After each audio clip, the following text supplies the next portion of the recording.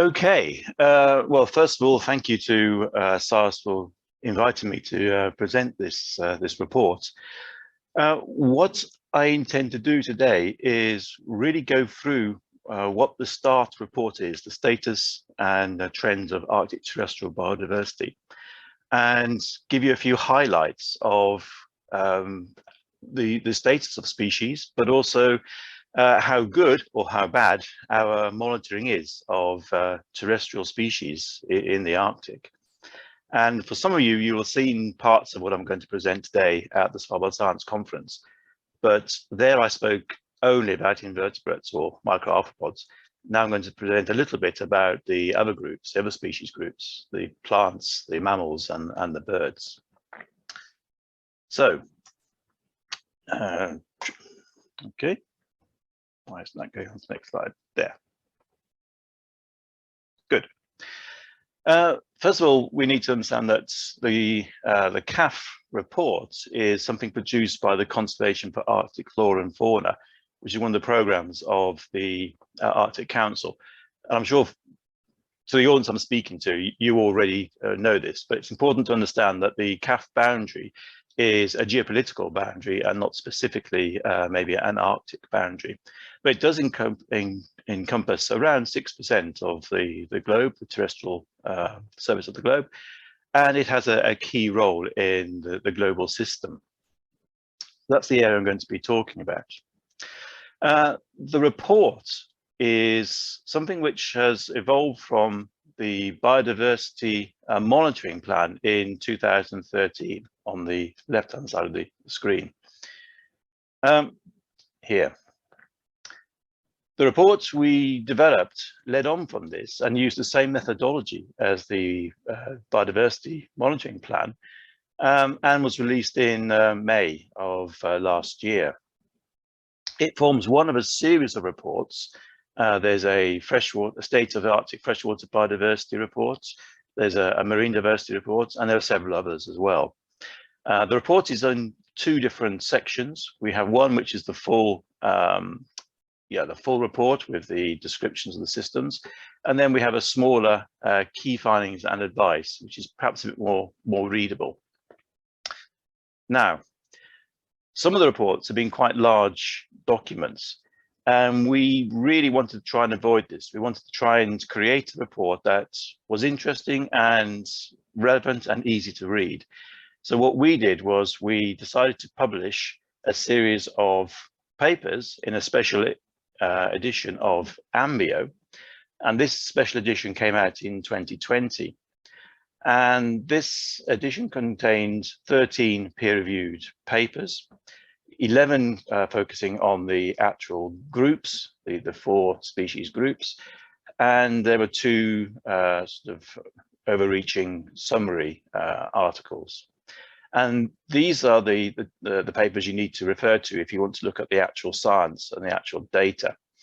What the report is a summary of these 11 papers. And so by doing it this way, we've managed to separate some of the more detailed and in-depth sections and be able to produce a report which is, as I say, hopefully easier to read. If we look at the actual groups we're interested in, well, what we try to do is look at the entire terrestrial ecosystem, bearing in mind that the freshwater system is already taken out into its own report. So we looked at the vegetation, the arthropods, the birds, and the mammals. And as I said, we used the same methodology as had been developed for the biodiversity monitoring plan back in 2013. And we use something called functional ecosystem components. And these are groups of species which perform a key function in the ecosystem. And we did it this way because otherwise you end up trying to monitor individual species rather than functions. And for the invertebrates, we identified 6 key components. Oops. We looked at pollinators, there were herbivores, decomposers, prey for vertebrates, blood feeding, and a group called predators and parasitoids. And so what we tried to do was identify which species are present in the Arctic and which species fall into each of these different groups. Now, this is where the arthropod group hit the first problem. There are very few inventories in the Arctic which are directly comparable. And I'll explain why this is in a couple of minutes. But suffice it to say that when we looked at the invertebrates, we only could really compare like for like between Svalbard, Greenland, and Iceland. And this figure here shows you the proportions of species in the different 6 focal ecosystem components and the totals. And I'm not really expecting you to take to remember the details here. I just want you to remember that when we're talking about the invertebrates, we're really only looking at Svalbard, Greenland, and Iceland. And for other regions in the Arctic, we have very little knowledge. This is not necessarily the case for the other species groups, the vegetation, mammals, and birds, but for the invertebrates, it is actually quite a serious problem. And it gets worse. If we look at which species we could compare, we only looked at the microarthropods. Groups such as the Encotridae, or the worms, nematode worms, etc. These are all excluded because we really don't have suitable inventories where we can compare the different groups. And then not even all microarthropods were included. For example, the mites, we were unable to, because again, we have this problem where we can't compare between regions. And as an example, I thought I'd just quickly show you what we know from Svalbard. Senixak and Senixak, 2 mite taxonomists, published a paper in 2020, and they trawled through all the publications from Svalbard and identified 178 species of mite that have been recorded from Svalbard. Of these, 25% were actually named from Svalbard, first recorded to science. But then if you go further, 36 of these species have only been seen once, quite often in the early years, and in some cases, the material is missing. For example, the type species for a whole genus of Gumacid mite, it hasn't been seen since the 1930s when Sig Thor identified it from close to Longyearbyen. And despite quite intensive searches, this species has never been seen again. So, and to sort of explain again how this can be quite tricky, these same 2 authors, they looked into samples taken all around Svalbard over the last 20 years, fresh specimens, and using up-to-date taxonomies. And they managed to find yet another species which hasn't been seen from Svalbard before, Scutozetes clavosensilis. This species was found from a few soil samples taken in Moselbukta.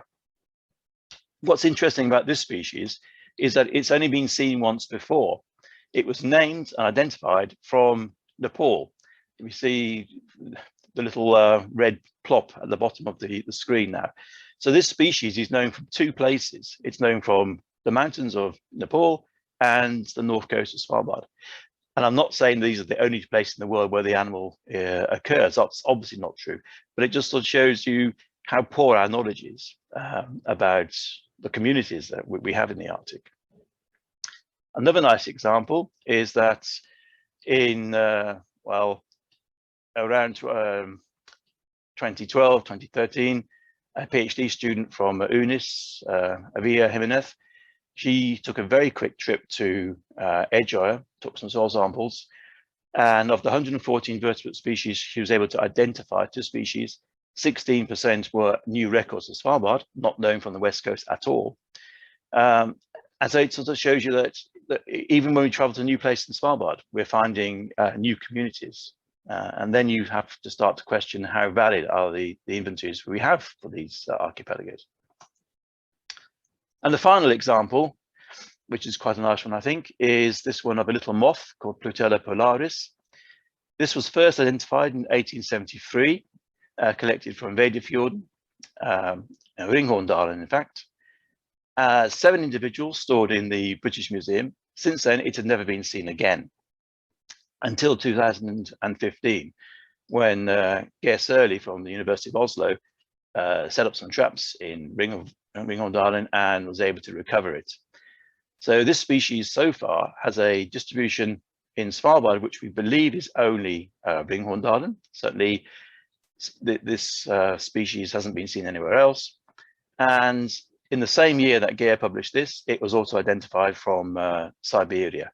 So again, this is a small moth. It's quite an obvious animal. If you're looking for moths in the Arctic, you see it flying because there's not much else flying. And yet it had been lost for, well, over 100 years. So this sort of illustrates some of the problems that we're working with when we're trying to compare regions of the Arctic and look at trends. Now, this diagram is hard to understand, and in a way, that's the whole point of it. It's a chord diagram. Around the outside, we're looking at the different focal ecosystem components. We have the prey for vertebrates, pollinators, herbivores, predators, decomposers, and blood feeding. The numbers refer to the number of species in that particular group or component. And the interconnecting shaded curves show how many species are found in both those components. Because one of the problems we have with invertebrates is that they have very specific life stages. So for example, Diptera, part of their life is in the soil as a decomposer, but during the summer when they're as an adult, they fall within the pollinator group because they're pollinating the plants. And so this is a problem which is really specific to the invertebrates, that it's hard to actually divide up these species between specific components. And we have to bear this in mind the whole time as well. Now, the next figure is another one which is a bit complicated, and I will go through it in a little bit of detail so that we can compare the other groups later. I also apologize for the color schemes for those who are colorblind. We had to use the official CAFF color template, and it's not particularly good for some people. So what this is showing is the state of monitoring of those 6 different components in each country. So around the outside of the figure, we have the different countries which are part of the Arctic Council: Sweden, Finland, Russia, United States, Canada, Greenland, Iceland, and Norway. And the circular rings indicate the different components, from blood feeding, pollination, prey for vertebrates, decomposers, herbivores, down to predators. Each of the species groups we're going to talk about in a minute or two follow the same basic structure. And what I really want you to look at is how many green and blue dots there are. And there are very, very few. For Greenland, we have quite good monitoring with poor spatial coverage and consistent funding. So we have effectively 3 sites in Greenland which have extremely good monitoring programs in place, but they are only looking at 3 particular locations in Greenland. So there we can say we have consistent funding, but we have poor spatial coverage. Red is no monitoring, short-term projects only, and that really covers everything else. So when we're looking at the invertebrates, we're trying to see trends over time. We're trying to predict what might happen with climate change or environmental change. At the moment, the only data we really have come from a large number of small independent projects, and we have to try and somehow sew that together. And I'll come back to that later. However, we can see a few trends. And if we look at the Diptera in Greenland, we can look at the Diptera which are particularly important in pollinating. And these are some very small flies. They look a little bit like house flies for those who don't know what Spilagona look like. And in these 4 panes in the figure you're looking at now, On the vertical axis, we have trap catch, effectively, and on the horizontal axis, we have time. And you can see that there's quite a lot of fluctuation, but that there are some forms of trends being seen. And if you look at the red lines, the trend lines, solid lines indicate significant relationships, dotted lines indicate non-significant trends. Of the 20 species that they looked at in this group, 18 were decreasing.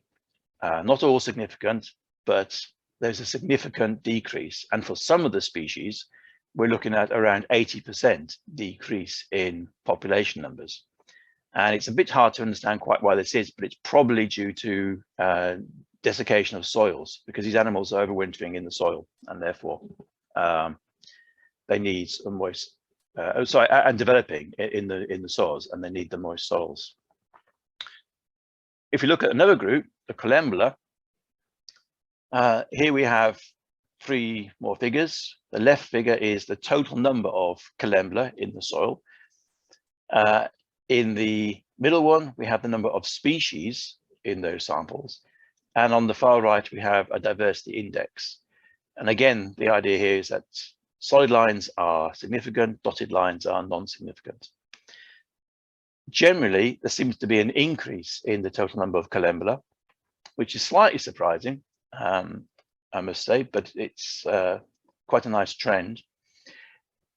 However, this increase seems to be due to a few species doing particularly well and other species struggling, because we see that the number of species decreases and the diversity index decreases. So we're moving from a diverse community to one dominated by a few species. The next group I want to talk about are the plants, or is the plant. The figure you're looking at now shows the different locations in the Arctic where we have some form of monitoring of the plants. Now, again, it's quite spatially limited. For example, there's very little happening in northern Russia that we were able to obtain information on. And it's also a bit of a mixture between experiments, monitoring for abundance, and monitoring for phenology. In fact, in the last year or so, the dot for Svalbard should also now include phenology. That doesn't come out in this figure from the report, but in fact, we've now got phenology monitoring in Svalbard. But again, it's quite limited in what we're doing. However, it's a better situation than for the invertebrates. And here we can see there are several green plots for different countries, not just Greenland. And we're also getting a few blue colors, which are indicating that we have good spatial coverage and consistent funding. So for plants, the situation is better, but it is still dominated by monitoring, which is of poor spatial coverage and with inconsistent and insecure funding. So we really need to sort of try and obtain and convince funders that these programs are of importance. One of the best ways of perhaps monitoring vegetation throughout the Arctic is, in fact, to use satellites and look at green up. If we do that, then we can see a clear signal of the current environmental change that's occurring. In the left, we have the effectively how green the Arctic is over time. And for the different scales, we can see that there's a general increase, both for the Arctic, Eurasia, and for North America. It's quite different between years, but there's a general trend upwards in those. But although as overall the Arctic is getting greener, if we look at the regional situation, and that's the map on the right-hand side, we can see that there's areas of green, which is showing areas which are getting greener, and there are areas which are brown, which is areas which are getting less green. And In particular, we can see that the area, the sort of the western coast of Alaska, the Canadian archipelago, and areas of Siberia are in particular getting less green. And again, this is a little bit unclear why this is. That the obvious link that these all have is sea ice, and there's a suggestion that it's changes in winter sea ice, which is leading to, or summer sea ice, and it's leading to changes in soil moisture. And this is probably having a knock-on effect for the vegetation. But as I say, it's a bit unclear, the details. That's what I want to say about the vegetation. If we go on to the next group, which are the birds, this is one where the monitoring is perhaps amongst the best for any region in the Arctic. The figure you're seeing now indicates the locations where some form of monitoring is occurring. The different colors of the dots indicate whether or not it's carnivorous birds, the raptors, whether it's the herbivores, in this case, primarily ptarmigan, herbivores, waterfowl, whether it's an interact field station, whether it's a mixed monitoring, looking at all the groups of birds, or whether it is specifically looking at omnivores. And I think you can see quite clearly there's a nice network here, which is far better than you've seen for the invertebrates or for the vegetation. And I think this is perhaps reflected in the history of bird observing. It's always been a very popular group to work with, and this is carried over into the observations you see here. However, when we look in detail, again, there are very few of the blue and green dots that we want. Here we're looking at herbivores, ptarmigan, waterfowl, waders, passerines, raptors, ducks, cranes, omnivores, and fish eaters, piscivores. The 7 or the 6 functional ecosystem components in this particular species group. And I say again, we really are not covering the Arctic in a particularly comprehensive manner. It's very much here and there. If we look at Iceland, well, they're monitoring very effectively the ducks and the ptarmigan, but they're doing less well with the fish-eating birds, the piscivores, and they're certainly doing less well for most other groups. And this can be reflected for all the countries, in fact, that there are certain groups which are being looked at very well, but again, it's poor spatial coverage, and there's a bit of ad hoc funding involved. There's no long-term programs to do this. Nonetheless, we can see some changes. If we look at the trends, if we look at the birds like the jar falcons and the other predators, they are considered to be relatively stable. So populations here are neither increasing or decreasing. The situation is a little bit more complicated for birds like the rock and willow ptarmigan. For the rock ptarmigan, populations in Svalbard are increasing. In Greenland, they're decreasing, and in Alaska, they're more or less stable. There's no trend. For the willow ptarmigan, certainly Fennoscandia, there are no obvious trends either. For the geese, well, generally they're increasing. If you look at the white geese, the Chen genus, then those species are generally increasing fast, and some populations are becoming maybe even to problem levels in certain regions of the Arctic. For the black geese, the Branta, again, populations are generally increasing. But for the grey geese, the Anser, here it's a bit more mixed. For the majority of species, they're either stable or increasing population numbers. But for around a third, the species numbers the population numbers are decreasing. But generally, the birds are not doing too bad, except if we look at wading populations, then there's a great excuse me, a large number which are decreasing in population size, both species and densities. And the problem here is that for many of these species, they are migratory. So we can't just look at effects in the Arctic. We have to look at effects along the entire flyway. And the figure you're looking at now shows the 4 main flyways, plus an additional one which involves those species which are resident in the Arctic the entire year. And for the majority of flyways, there are problems with the species surviving their migration.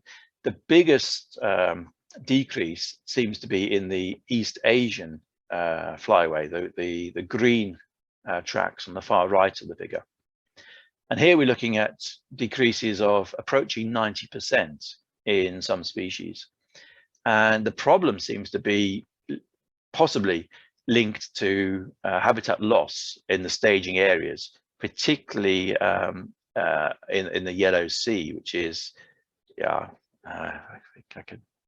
this sort of area here. So in this region, there's a significant habitat loss, and the birds are unable to refuel adequately on their migration. So here there's a problem that the changes in densities that we observe in the Arctic are linked to changes which are happening outside of the Arctic region. The last group are the mammals. And yet again, I think you can see there's far too many of the mauve, purpley color and the red, but this is perhaps the group for which we have the best monitoring. If we consider the blue to be the ideal situation, then here we've got a large number of blue dots, and most countries have at least one blue dot, or at least several countries have at least one blue dot. So when it comes to monitoring of large herbivores, medium-sized, small, large predators, and small, we're doing a lot better than we are for the other groups. But again, the majority of the dots are in fact monitoring with poor spatial coverage or no monitoring, short-term projects only. So even here, there's a lot of work to be done. But again, we can actually see a few trends and in populations. If we think about the large herbivores first and look at the caribou and the reindeer, the figure or the map on the right-hand side shows where monitoring is occurring. So again, we have very good spatial coverage in some respects. The size of the dot shows the current size of the estimated populations, and the color shows whether or not it's increasing or decreasing or stable. And I think you can see that for maybe the majority of populations, there is a decrease, but this is not consistent. There are populations which are doing quite well. And in fact, the Svalbard population is one of the ones which is doing perhaps the best. I think we're up to around 23,000 individuals in the archipelago at the moment. And this success is perhaps largely due to the protected status of the species now, now that general hunting has been stopped and it's a controlled hunt with a quota system. But we can say that overall, the caribou populations are struggling in large areas of the Arctic. The small mammals, small rodents, they show the characteristic population cycles. So the next figure is a little bit complicated. Or it looks it anyway. It's not actually that complicated. Here we have a figure which shows, again, on the vertical axis, population size. On the horizontal axis of each graph, it shows the years. They are not the same date ranges, so don't try to compare vertically, but this is showing the characteristic wild fluctuations in population size of small mammals, in this case the lemming. But what we can say is that overall these populations are relatively stable. There's no obvious trend lines to support the fact that these are increasing in any way or decreasing. The population sizes are swinging and fluctuating as normal, and we can't see any obvious effects of climate change in these particular populations. When it comes to the Arctic fox population, this is a little bit more complicated. Again, the diagram now you can see on the left-hand side of the screen shows areas with only Arctic fox and areas with both red fox and Arctic fox present. So only Arctic fox are blue dots, and red squares are locations where both red fox and Arctic fox coexist. Now, one of the problems with Arctic fox is that we have extremely great differences in population size, a factor of around 100-fold. So we go from quite dense populations where there might be 1 den per kilometer squared to areas where there's maybe only 0.01 den per kilometer squared. So populations are extremely different, and therefore it can be difficult to compare regions directly. However, if we look at the population and try to estimate if it's increasing or decreasing, in something like 75% of populations that we're monitoring, the population is increasing. In around 10%, it's decreasing, and for the remainder, it's unclear. But generally speaking, for most of the Arctic, we don't really see a negative effect on the Arctic fox as yet. There are areas where the Arctic fox and the red fox coexist, where the Arctic fox is doing worse. This is particularly the case in northern Sweden, for example, and presumably northern Norway, where the Arctic fox is beginning to outcompete the polar fox in certain areas. But throughout the Arctic as a whole, the Arctic fox populations seem to be quite resilient. So then, what I've tried to do, and I know I've rushed through quite a lot of information in a short time, but I've tried to go through some of the highlights of the START report. I would recommend going to the CAFF site if you want to download it and look into the details. But what the report tried to do was also come up with some key findings and some advice to, well, how we should try and improve our monitoring attempts. And the key findings are perhaps not that surprising for any of us working in the Arctic. Firstly, climate change is the overwhelming driver of the change we're seeing, and that we're seeing an increase in the frequency and intensity of extreme weather events. And that's particularly for some species, and this is maybe at the moment a problem for the birds and for some plant species. We're seeing this Arctic squeeze where species are moving in from lower latitudes and pushing the Arctic species north, but there's only so much land that they can move north into. So having this problem where they're getting squeezed out. What we also concluded is that there are some trends are just natural variability. This is particularly the case for the invertebrates. We know that they have extremely variable populations, and with the huge gaps in the monitoring that we have, it's hard to draw conclusions, and particularly draw pan-Arctic conclusions and trends. For most species, we know that the monitoring is extremely poor and it's highly unpredictable. And this is a major flaw in our knowledge at the moment. We have ideas, but it's very hard to actually demonstrate the trends. And that there's a high range and complexity of different drivers, including and this therefore needs a comprehensive monitoring strategy. We can't cope with the current small ad hoc projects in different regions, which are hard to actually sew together into one overall picture. So what do we need? Well, the first thing and the easiest thing is perhaps improved information exchange. What's actually happening in the Arctic? What are people doing? What data is available? The second thing is to try and start standardized monitoring. And as I'm sure most of you know, COART and the Norwegian Polar Institute have started a very nice monitoring program in the New Ålesund. UNIS is attempting to organize a similar but smaller project in Bjørndalen. It's been going for a couple of years.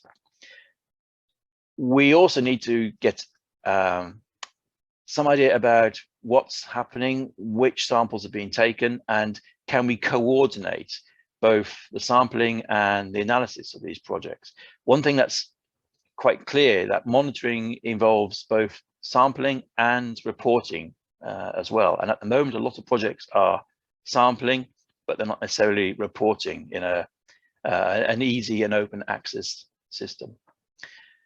And then we need to try and see if we can have better systems with standardized protocols, which would enable us to actually compare between regions. Even just organizing standardized inventories would be a start. And to help this, then we can certainly start to think about some of the more recent systems. For example, we can think about eDNA, which in principle can accelerate sample identifications and sortings. It comes with its own limitations and problems, but there are new methods out there which we ought to be thinking about and trying to implement. And then the very last thing I wanted to quickly say is that we should maybe sort of start to involve the general public more in some of our projects. This is a figure taken from a Norwegian system called Arthropods, species observations. Sweden has a similar system. In fact, the Norwegian and Swedish systems were developed together. And this is a system where anybody can, in principle, report observations. And this map basically shows Arctic Norway, and it shows the observations of bumblebees as a group. CAFF is organizing or creating a new network for the study of pollinating species. And this is just an interesting picture showing that people can report they've seen in a species. And here we have yellow dots indicating individual observations and blue dots indicating groups of observations. And you can sort these by species, by date of observation, by locations, etc.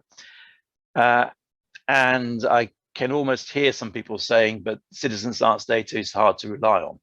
Well, not really in these cases. It's actually quite high quality data because the people reporting it are usually extremely knowledgeable within the groups they're reporting.